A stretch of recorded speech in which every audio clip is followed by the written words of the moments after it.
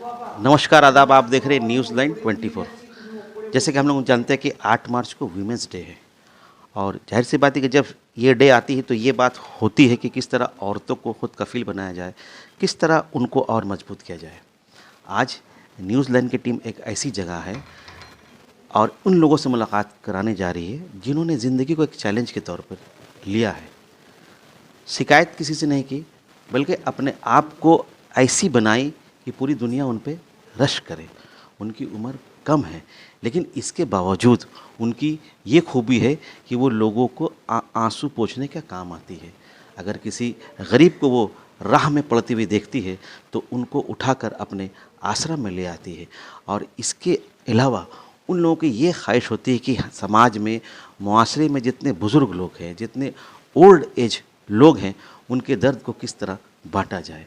आज न्यूज़ीलैंड की टीम एक आश्रम में है और इस आश्रम को जो चला रहे हैं वो 2 लेडीज़ हैं। इनके साथ इनके पिताजी भी हैं और पूरे परिवार भी है। आइए उनसे बात करते हैं और ये देखते हैं कि ख़वातीन जो वीमेंस डे है, इस डे के मौके पर ये लोग कितनी अच्छी काम कर रही है। Madam, first of all welcome in our channel. क्या नाम हुआ आपका और अपने आश्रम के बारे में बताइए। नमस्ते, मेरा नाम है रिया आचार्य जी और मेरा आश्रम का नाम है आद्या शक्ति वृद्धाश्रम। तो आद्या शक्ति का कॉन्सेप्ट इसीलिए है क्योंकि हम लोग भी लड़की है और हम लोग चाहते हैं कि एक मतलब लेडीज़ कॉन्सेप्ट है। तो आद्या माँ का आशीर्वाद से हम लोग ये आश्रम खुले हैं और कॉन्सेप्ट यही है कि हम लोगों का मतलब वृद्धाश्रम का कॉन्सेप्ट यही है कि रास्ते में जो लोग है, जो लोग जिनके आश्रय नहीं है, सर के ऊपर छत नहीं है, उन लोगों को आश्रय देना।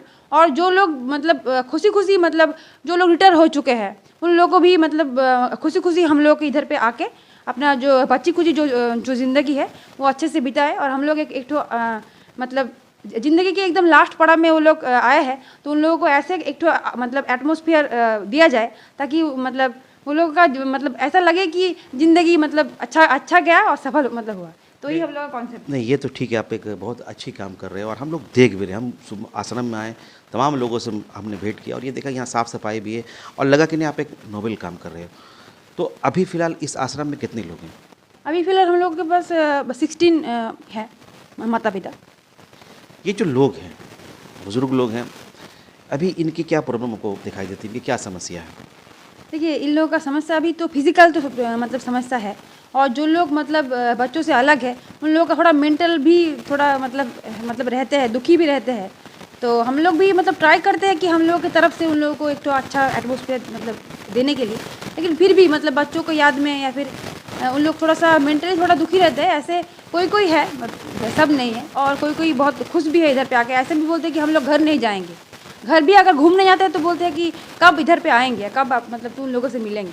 तो ऐसा ही नहीं, हम तो देखें यहाँ का जो एटमॉस्फेयर है और जो यहाँ का इन्वायरमेंट है ये एकदम घर की तरह। और यहाँ पे जितने लोग हम सुबह से देख रहे हैं, आप लोग एक फैमिली की तरह रह रहे हैं। आपने एक आश्रम कायम किया, ओल्ड एज होम कायम किया, इस्टेब्लिश करना तो होता ही है, लोग करते भी हैं, लेकिन इसको कंटिन्यू करना बड़ा चैलेंजेस होता है। अभी फ़िलहाल आपके सामने और क्या क्या दिक्कत है, क्या क्या कठिनाइयाँ आपको सामने पेश आ रही? अगर हम लोगों को सरकार की तरफ से अगर थोड़ा हेल्प मिल जाए तो फंडिंग वगैरह के, तो हम लोग इसको थोड़ा आगे मतलब ले जाए। हम लोग को मतलब जो आम जनता है उन लोगों से हम लोग को हेल्प मिलता है। उन लोगों को मतलब हम लोगों को चाल डाल वगैरह जो भी मतलब नित्य प्रयोजन जो सामान है वो हम लोग को देके जाता है। लेकिन सरकार की तरफ से अगर थोड़ा फंडिंग भी हम लोग को मिल जाए तो मेरे पिताजी को थोड़ा सुविधा होगा, क्योंकि वो खुद से ये सब मतलब चलाते हैं और हम लोग दोनों भी उनको थोड़ा कोऑपरेट करते हैं। तो आप समझ रही है कि हम लोग मतलब व्यक्तिगत तरफ से मतलब कर रहे हैं और सरकार की तरफ से अगर थोड़ा हेल्प हम लोग को फंडिंग मिल जाए तो हम लोग बहुत अच्छे से, जो लोग जिन लोगों के सर पे छत नहीं है और जो लोग खुशी खुशी भी आते हैं उन लोगों को भी एक तो अच्छा एक तो होम मतलब दे सके। हम लोग ये मतलब ये इसको ओल्ड एज होम नहीं बोलते हैं, इसको हम लोग होम ही बोलते हैं, क्योंकि ये ओल्ड एज होम का कॉन्सेप्ट सच में ही अच्छी बात एकदम नहीं है। इसको हम लोग होम बोलते हैं और आद्या शक्ति नाम भी इसीलिए दिया है ताकि मतलब लगे कि एक मतलब मंदिर है और हम लोग का उद्देश्य भी है इसको एक मतलब मंदिर बनाने का। नहीं, वो तो खैर देख भी रहे आप लोग, जिस तरह से लोगों से बात कर रहे, घुल मिल रहे। आपका वर्णन है कि आपने एलएलबी किया है, एडवोकेट की भी डिग्री आपने बहुत पहले ली है और उसके बाद भी आप जब समाज में सेवा देते हैं, लोगों की खिदमत करते हैं, तो बहुत से लोग नेगेटिव भी होते हैं और बहुत से लोग पॉजिटिव भी होते हैं। तो जब नेगेटिव बातें उठती हैं तो फिर इसको कैसे आप झेलते हो, कैसे बर्दाश्त करते हो? देखिए, हम लोग तो ह्यूमन बींग हैं, तो कभी कभी हम लोग इमोशनल भी हो जाते हैं। तकलीफ में भी रहते हैं और डिप्रेशन में भी चले जाते हैं। तो तभी हम लोगों का परिवार वाले जो दोस्त है, जो शुभ चिंतक है, वो भी हम लोगों को बोलता है कि नहीं नहीं ऐसे तो होगा ही। नेगेटिव बात को भी पॉजिटिव तरफ से लेना चाहिए, क्योंकि हर कोई मतलब पॉजिटिव बोलेगा तो नहीं चलेगा, तो नेगेटिव बोलेगा तो कुछ लोग पॉजिटिव भी बोलेगा, तो दोनों को ही हम लोग पॉजिटिव वे में ही लेते हैं। तो हम लोग चाहते हैं कि लोग पॉजिटिव ही बोले, क्योंकि एक अच्छी काम है। तो हम लोग तो कोई ख़राब काम नहीं कर रहे, समाज के हित में कर रहे हैं। तो हम लोग चाहते हैं कि लोग आगे आए और हम लोगों को समर्थन भी करें, और हम लोगों को नहीं, जो अच्छी काम है उनको समर्थन करें, मतलब हम लोगों को ही चाहिए। नहीं, आपके लोग समर्थन भी करते हैं, और हम लोगों ने देखा आसनसोल कुल्टी लोग आप लोग के बारे में बातें करते हैं, लोग बताते हैं कि इस एरिया में आप लोग बहुत एक अच्छा काम कर रहे हो। अब जाहिर सी बात है कि आप जब कुछ काम करोगे तो नेगेटिव भी होगा, पॉजिटिव भी होगा, वो एक अलग मैटर है, लेकिन जो लोग करने वाले वो अच्छा काम कर जाते हैं। आप जब आपके आश्रम में जो लोग आते हैं, बहुत गम होते हैं, उनके पास आँख में आंसू होती है, जब उनसे आप मुलाकात करते हैं, उनके आँख के आंसू को पोंछते हैं और उनके चेहरे में जब आप मुस्कुराहट देखते हैं, तो फिर आपको कैसा महसूस होता है? तब हम लोगों को लगता है कि हम लोगों को जीना मतलब अच्छा हुआ, हम लोगों का पिता माता हम लोगों को अच्छा संस्कार दिया है, कि ताकि हम लोग कुछ लोगों को आंखों में मतलब आंसू पोंछ के हम लोग को मतलब हंसी दे पा रहे हैं। और कोई अगर ज़िंदगी में कुछ लोग होते हैं जो तूफ़ान से घबरा जाते हैं, कठिनाइयाँ देखकर परेशानी के आलम में मुब्तला हो जाते हैं, लेकिन कुछ लोग ऐसे हैं जो हालात से घबराते नहीं और तमाम हालात का मुकाबला करके अपनी एक ज़िंदगी में एक पहचान बनाते हैं, और ऐसी पहचान बनाते हैं जिस पहचान पे उनके रिलेटिव को, उनके पेरेंट्स को फ़ख्र हो। वीमेंस डे के मौके पर आज एक ऐसी ही एक लेडी से आपकी मुलाकात करा रहा हूँ, जिनकी उम्र तो बहुत कम है, लेकिन उनकी सोच बहुत मैच्योर्ड है, और वो हमेशा ये चाहती है कि समाज को किस तरह आगे किया जाए, अपने बुज़ुर्ग के साथ साथ नई नस्लों को किस तरह लेकर चली जाइए। आश्रम से ये भी जुड़ी हुई है, और इनकी जो पूरी टीम है एक फैमिली की तरह काम करती है, और इन लोगों के कामों की वजह कर हमारे जो कुछ बुज़ुर्ग हैं जो अपने परिवार से कट गए हैं, जब उनसे आप मुलाकात कीजिएगा तो उनके आँखों में जो आपको खुशी मिलेगी, तो ये एहसास होगा कि इस दुनिया में अब भी इंसानियत मौजूद है। आइए उनसे मुलाकात कराता हूँ। Madam, first of all welcome in our channel. क्या नाम है आपका? नमस्कार, मेरा नाम है रीमा आचार्य जी। और हम देख रहे थे कि आप जो आश्रम चला रहे हैं, तो जाहिर सी बात है कि आप लोग एक सिविलाइज हो, आपके पास एक तहज़ीब है, हमको दिखाई दिया।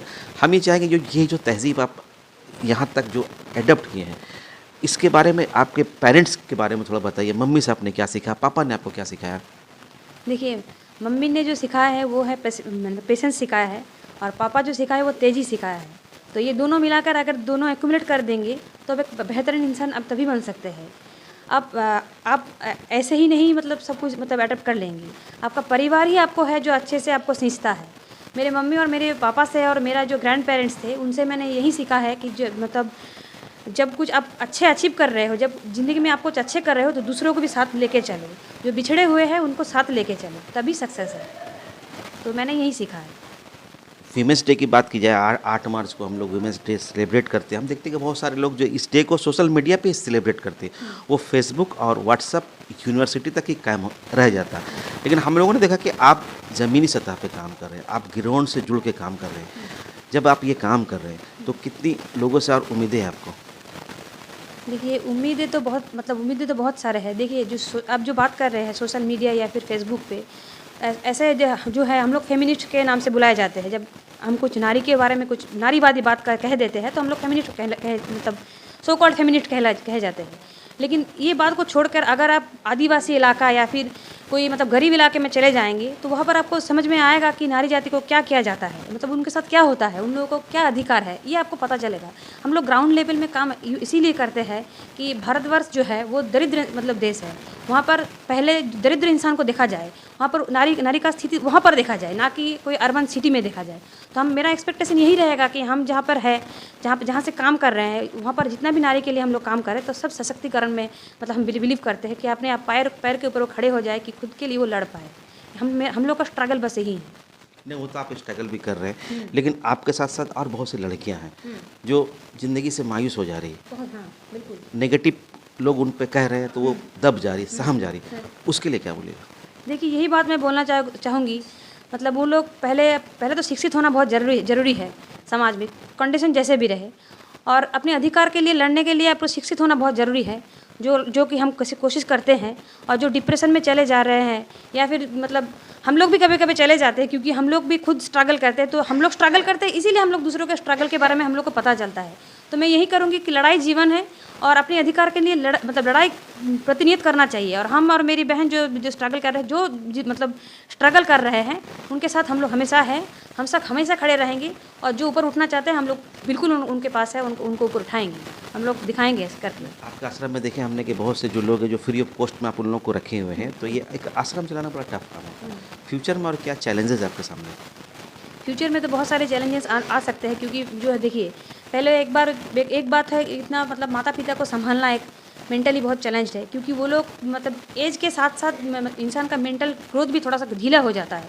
वो लोग थोड़ा सा मतलब डिप्रेशन में उन लोग भी रहते हैं।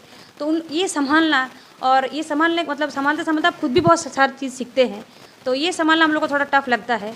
और जब हम लोग मतलब उसको पार कर जाते हैं, उन लोग एक ऊपर जो मतलब जो मुँह पे हंसी देखते हैं, जब उन लोगों को तकलीफ़ हम लोग सुलझा देते हैं, तो हम लोग को बहुत मतलब अंदर से बहुत सेटिस्फेक्शन आता है। और फंडिंग तो है ही, हम लोग देखिए खुद से ये चलाते हैं। और अगर हम लोगों को सरकार की तरफ से या फिर अच्छे से संस्था से हम लोग को भी अगर फंडिंग मिलता है, तो हम लोग कोशिश करेंगे और भी फ्री यहाँ पर अकोमोडेशन देने के लिए, और जो है वो जैसा कंडीशन है उससे और बेहतर करने के लिए। चलते चलते हम ये चाह रहे हैं कि वीमेंस डे के मौके पर जो लेडीज़ हैं उसके लिए क्या मैसेज है आपका? सारे वुमेन से यही मेरा मैसेज होगा कि अपने लड़ाई के लिए लड़िए, और हम लोग किसी से कम नहीं है। समाज जो मतलब दर्शाता है कि नारी जाति एक मतलब कोई मतलब मनुष्यों के साथ तुलना उनका नहीं होता है, सब चीज़ से उनको तोला जाता है। तो मेरा यही मतलब गुजारिश है पूरे समाज से कि वुमेन्स को बढ़ने का मौका देना चाहिए, क्योंकि वो भी कैपेबल है, वो भी ज़िंदगी में बहुत कुछ कर सकते हैं। मैं खुद बिज़नेस करती हूँ, और मैं खुद समझती हूँ कि एक नारी कभी पुरुष से कम नहीं है, और वो जब जन्म दे सकती है, सृष्टि कर सकती है। तो आप लोगों को मेरा गुजारिश है, सारे नारी को सम्मान कीजिए और उन लोगों को आगे बढ़ने का मौका दीजिए। किसी भी बिल्डिंग को खड़ा करने के लिए बुनियाद मजबूत होनी चाहिए।